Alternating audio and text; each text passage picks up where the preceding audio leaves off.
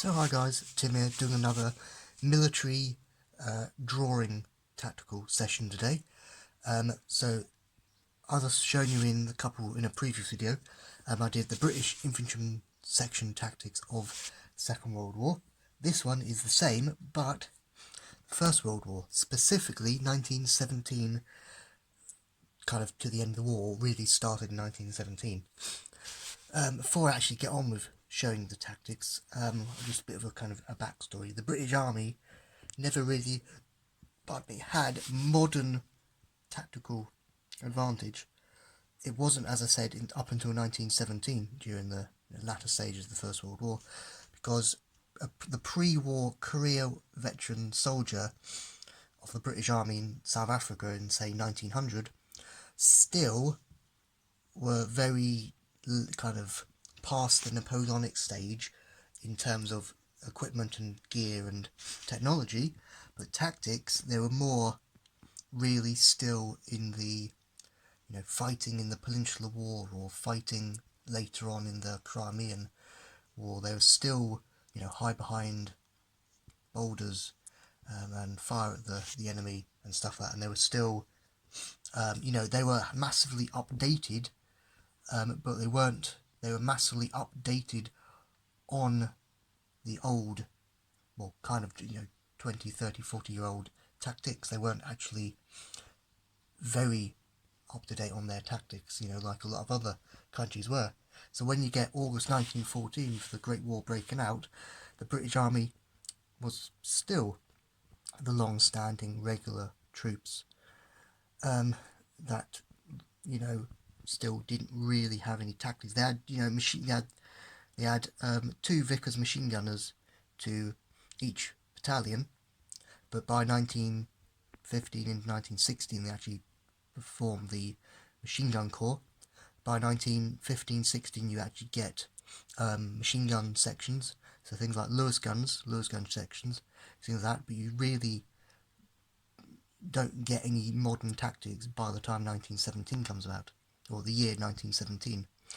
So I'll get started. So tactics of a British infantryman, or the Lewis gun section in 1917. So here you have is a diamond formation.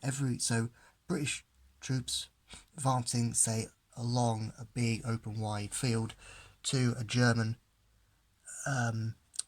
sentry German gun emplacement, Maxim MG08/15 gun emplacement over there. British troops always were drilled in just like clockwork in 1917 with having diamond formation. So essentially what you have is you have your Lewis gunners on the flanks, then you would have your pardon me, so then you would have, so you have your Lewis gunners on the flanks, then you would have your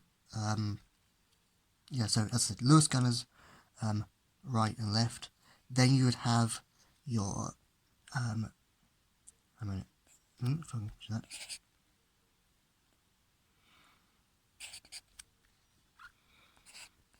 Your rifle grenade team firing smoke grenades, just kind of in front of them. Then you would have, after them, you would have your normal, what are called essentially grenadiers, bombardiers, actual men who were specifically trained on chucking a Mills bomb into a bucket 50 yards away and qualified for that, those specific members. Then you would have your actual riflemen themselves with 1907 pattern fixed bayonets and things like that. And then of course you would normally have your your leader, essentially your corporal or your section leader in amongst the riflemen. So how it would work out if suddenly that Maxim MG08/15 up there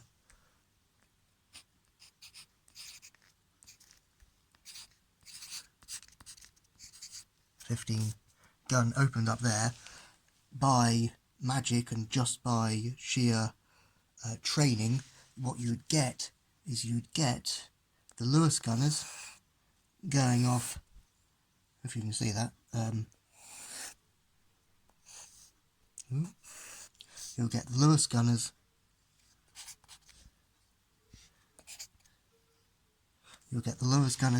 going onto the flanks, having kind of supportive covering fire. Then you would get the smoke. Right. Then you get the smoke, rifle grenademen with smoke grenades, essentially making a smoke screen around them so they can't see, so the Germans then can't see the British or that little section doing their stuff. Then you would get the actual grenade bombardiers going out, chucking Mills bombs everywhere at the top there. Then you would get your main riflemen like that going in with fixed bayonets, essentially exactly as right at the end of the Second World War section tactics of going there with fixed bayonets, flushing them out, either killing them or taking them captive. So, just to recap, so you get your diamond formation was the typical British infantryman's tactic of 1917 and up until the end of the war. You would have your Lewis gunners on the flanks to suddenly drop down and give you covering fire. Pardon me, to give you covering fire on the flanks. So essentially, they would work like clockwork. When the machine gunner opens up, all of this diamond formation suddenly drops to the ground, and then of course Lewis gunners go to the flanks, support on them. The rifle grenade men with their smoke grenades would go and put down a smoke screen to cover them. Then grenades qualification men go to throw their Mills bombs at the